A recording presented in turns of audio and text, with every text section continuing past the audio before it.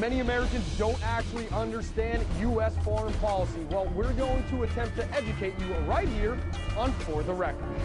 The Commonwealth's attorneys and I have concluded that the NCAA sanctions were overreaching and unlawful. Someone's got to develop a product that you and I, as a consumer, are going to want to buy. The country needs a comprehensive energy plan. Good morning and welcome to this edition of For the Record. Today we are talking U.S. foreign policy, and to do that we bring in Herman Pirchner Jr., the founding president of the American Foreign Policy Council. Mr. Pirchner, thank you very much for being here. Pleasure. You are a Russian expert in the field, but if you could explain what the American Foreign Policy Council is. Well, we exist to bring primary source information to those who make or influence the national security policy of the U.S. So that means we work with people in Congress, we work with people that have held or hope to hold cabinet or sub-cabinet positions. Well, I said you're an expert in the Russian field, so let's go right into that. How has our recent administration dealt with the Russians? I think badly. I think there's a misunderstanding of the psyche of Putin. He's the type of guy that feeding increases the appetite. So when the Obama administration declined to give defensive weapons to Ukraine, something that was authorized by a large bipartisan majority of both houses of Congress, by the way, was provocative to Putin.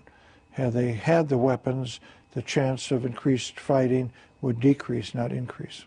Now, the responses from, say, Russian fighters going into NATO airspace and bombers constantly buzzing Ireland and England, all of those are emboldened steps. What appropriate response should have the U.S. had? I think you have to go tit for tat with Russia because they understand that. I'll tell you a story from one of my first of almost 70 trips to Russia. This was right as the Soviet Union was coming down. I was at an apartment where there was a party, and everything was small then, so 20 people were crammed in this apartment. And these two professors from MGU, which is like their Harvard, start arguing. And next thing I know, these guys in their 50s are on their floor slugging each other. So, wow, academic life is different here. So anyway, a couple months later, I'm back, and these guys are buddies. So I said, well, they settle their problems? No. But now there's respect because each one understood the other was willing to fight, and then they could have business. But if you're challenged by the Russians, you have to come back in kind, and then you have a better, not a lesser chance of cooperation. So the Russians take part of are feeding a proxy war with Ukraine with rebels on the eastern side. They take Crimea. They're involved with Iran in Syria and what's going on there. We have an airliner that was shot down with Malaysian airliners, and yet they really haven't paid outside of economic sanctions. They really haven't had to do anything. Do you see any more land grabs, especially in the Baltic region, that they are possibly making in the future? Well, they bogged down in eastern Ukraine. Now, they occupy part of two provinces, Donetsk and Luhansk. That's about 3% of the territory of Ukraine minus Crimea. And I say that because a lot of times people talk about the East and the West, and there's an impression that the Russian-funded, equipped, and directed troops are occupying more than that. They're not. They ran into problems. So more extreme nationalists might say, look, if we go further in Ukraine, we can, but it's going to take a lot of people, be a lot of Russian deaths.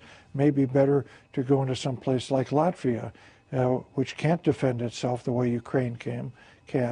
And if NATO doesn't come to their rescue, then NATO will be dead because everybody will understand NATO can't protect them, and the U.S. won't protect them. Since you bring up NATO, one of our leading candidates for President Donald Trump has said NATO is ineffective, it's useless, it's past its prime. How would you agree or disagree with that statement? Well, I think NATO has become more relevant since you have Russian aggression.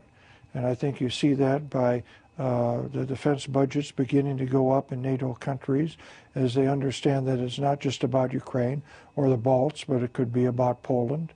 And the Scandinavian countries like Poland and Finland, they've had their defensive air zone violated. They've had mysterious submarines coming inside their territorial waters. They're spooked and they're worried about Russia. 4 years ago, or almost 4 years ago, Mitt Romney was saying that Russia was our biggest national security threat. Was he right when he said that? Why? Biggest could be arguable, but a big national security threat, I think, is undeniable at this point. Who would you say actually, in our current situation across the globe, would be the biggest national security threat nation state-wise? Nation state-wise? Well, I'll give you an answer that might surprise you. I worry about Pakistan because of security over their nuclear weapons. You know, there are a lot of fanatics in Pakistan. It's common wisdom that they've infiltrated the Pakistani army. Have they infiltrated the units that protect the atomic weapons that are in more than one site? That, to me, is troubling. And they're also developing mini nuclear warheads that are even tougher to actually secure. That's correct. Am I correct? That's correct. And now that's always been a hot region, the Kashmir region with India, who we are actually have warming relations with. How do those two countries play a role in what the American foreign policy is going to be going forward? Well, India has been going closer and closer to the U.S., and not just because of Pakistan. China claims the northeastern Indian province of Arunachal Pradesh. If you look at Chinese passports, they have a map that shows that as China, not India. And they've built up infrastructure on the Chinese side of the border and troop placements. So it's not just Kashmir and militants in Pakistan that help the U.S. and India become more cooperative and more friendly, but it's also China. Real quick, does the common American citizen even know that that's a potential hotbed going in the future? I think not. They should be, obviously, though. Am I correct? I think it's the job of the president to outline the potential problems in the world so the U.S. can understand, the citizens can understand what needs to be done to protect them. But if you don't see a problem, then why spend money? There are problems throughout the world. We're going to get to them in a little bit. We will talk the U.S. and relationships with China as well as North Korea. Don't go anywhere. You're watching WHVL's For the Record. Welcome back to For the Record. We are talking U.S. foreign policy with Herman Pirchner Jr., a man who has testified many times before the United States Congress. He is the founding president of the American Foreign Policy Council. And Mr. Pirchner, we were talking about Russia. How does our dealings with Russia influence future dealings that we are having with China and current problems that we're having with China as well? I'll make the answer a little broader.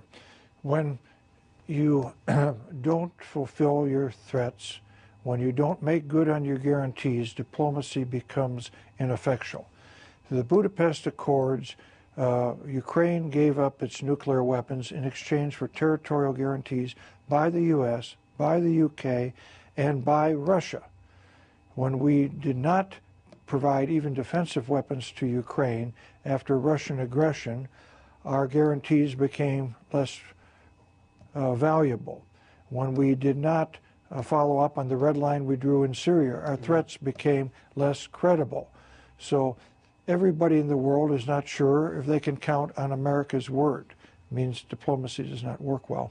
So the South Koreans, they would have second doubts of how we're going to deal with North Korea. Obviously, they have doubts with how China's going to deal with North Korea. What line do we have to draw and actually hold? And let's focus it on China for the time being, and then we'll get to North Korea. But say the South China Sea. Yes, we've done freedom of navigation rights, but they're going to get ready to declare an air defense zone instead of just an economic exclusion zone. How do we respond to that? Well, we simply have to fly through the zone. The big danger in the South China Sea is that China interprets law of the sea to say that the 200-mile economic zone should be treated as territorial waters. That means they tell the U.S. you cannot send a military ship through those waters without our permission. That's completely contrary to freedom of the sea as it's understood by the U.S. and by the overwhelming majority of countries in the world. And when that policy is laid down by China, we have to continue to sail through those waters, and we have to continue to fly through international airspace. Now, we have sent a couple, I believe they were B-52s that went through, at least one a while ago. We also sent the USS Layson through. do they have to be stepped up more, happen more and more often? And do we actually have to broadcast to the American media that, yes, we're doing that, or should we just do it as a form of normal operations? Well, I think flights and cruises through these artificially restricted zones should be done if they're normal operations or not. But I think it's also good that they're widely publicized so the rest of the world understands that we're standing for freedom of the seas, and so that you may have similar actions by other countries in Asia. What has been the reaction to U.S. policy from Vietnam, the Philippines, Brunei, Taiwan, Japan?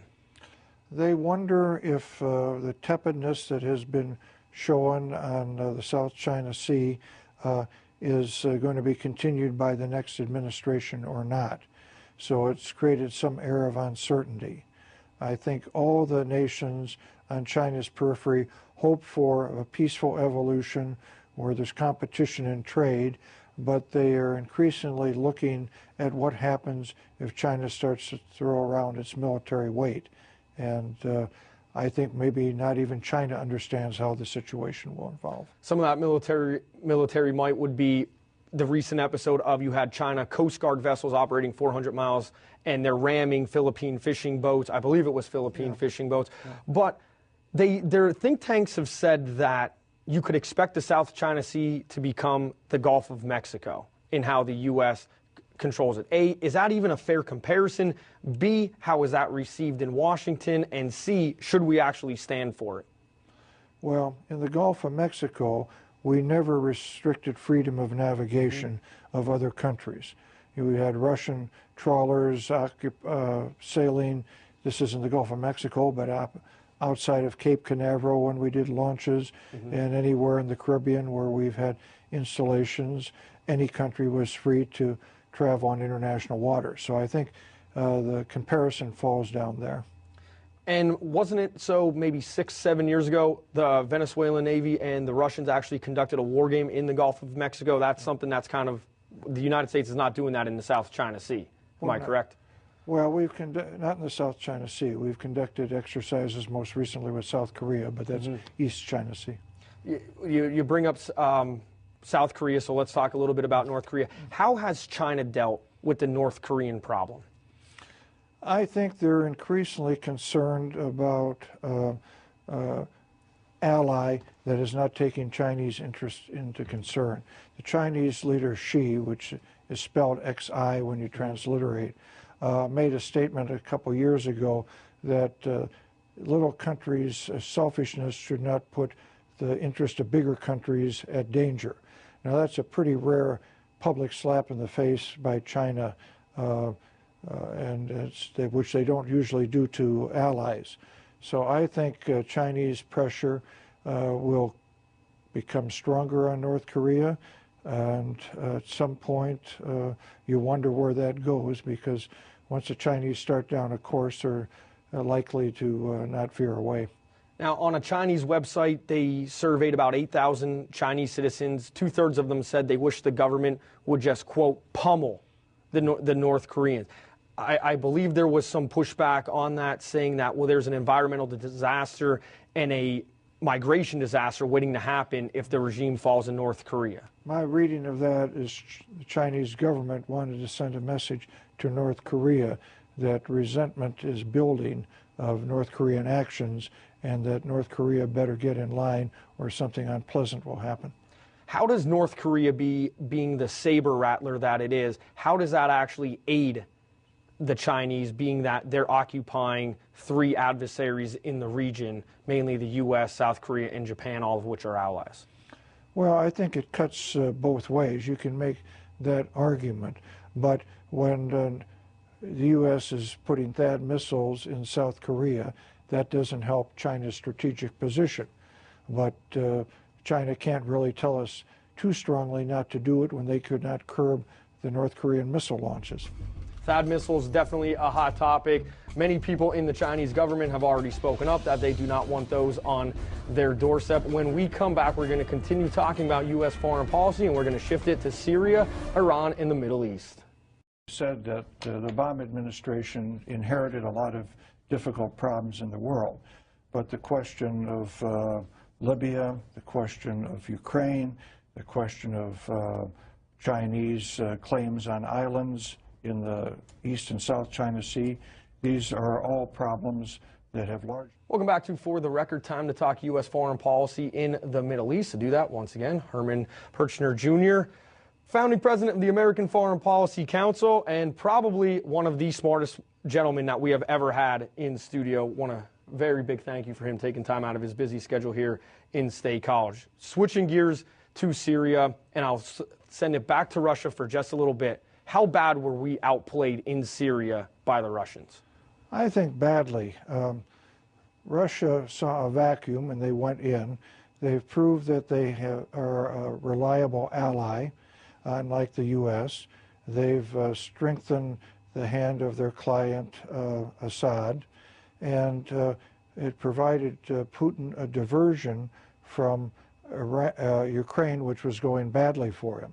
So he could claim to his people a victory and get them thinking about things that are successful as opposed to things that have not been successful. Now, Russia's pulled out. This is a chance for U.S. policymakers to maybe hit the reset button. Well, it's not clear how much they've pulled out. There are reports of ships going through the Bosporus. They have to come from the Black Sea through this narrow strait in Turkey before they can get to their port in Syria. And the ships coming into Syria are lower in the water, meaning they're carrying more things than the ones going out. So it may be some time before we actually know how many troops are moved out and what residual force they're leaving with their Navy in Syria and with their Air Force. What do we have to do to switch out our policymakers, or maybe to change our game that we're playing to make sure that our rhetoric that we're saying Assad must go, how does that have to happen? Well, you know, you shouldn't ever call for things or forbid things you can't prevent. And I think Assad may go if Russia is displeased. Outside of that, he's looking more secure now than he's looked for a long time. I think we need to focus on ISIS because it presents a direct threat to the United States. To the extent that we can go in there, which we can militarily, and destroy them, we can go in and come out because ISIS has plenty of enemies in the region that will finish the job if we substantially weaken their position. Now, you say ISIS, I'm going to say Daesh just because same thing, I'm only going to say that because some military commanders in the U.S. say that. We were told that they were a JV team, but yet somehow they're able to throw almost an entire region into chaos and create a proxy war between the Saudi kingdom and its allies and Iran. Well, I think it clearly was a bad misstatement on behalf of President Obama, and but it's hard to take a statement like that back. It's on the record, and it was wrong.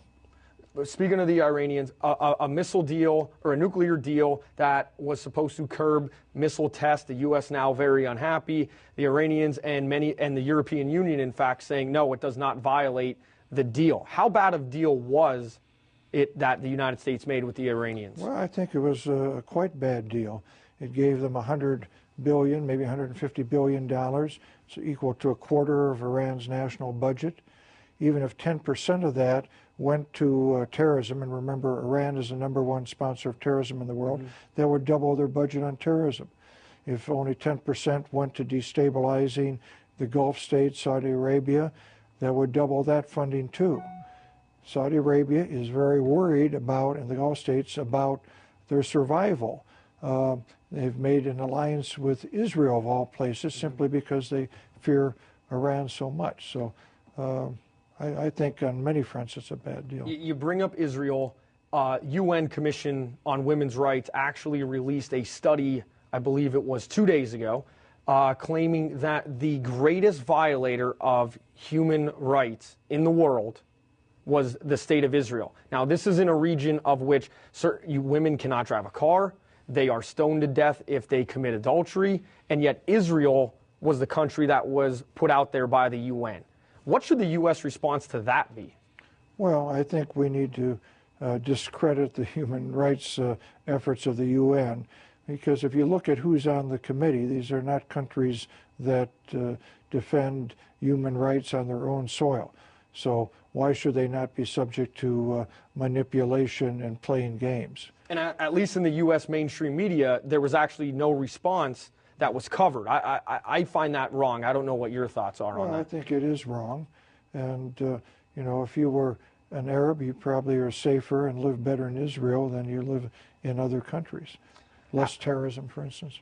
Now, I know there's been this thing of always like war for oil and things like that. How concerned should the U.S. population be of actually more proxy wars breaking out between the Kingdom of Saudi Arabia and its allies versus the Iranians?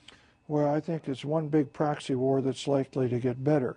It's a Sunni-Shia civil war, and it's as the proxy war in Syria intensifies, the whole region moves closer to a general war.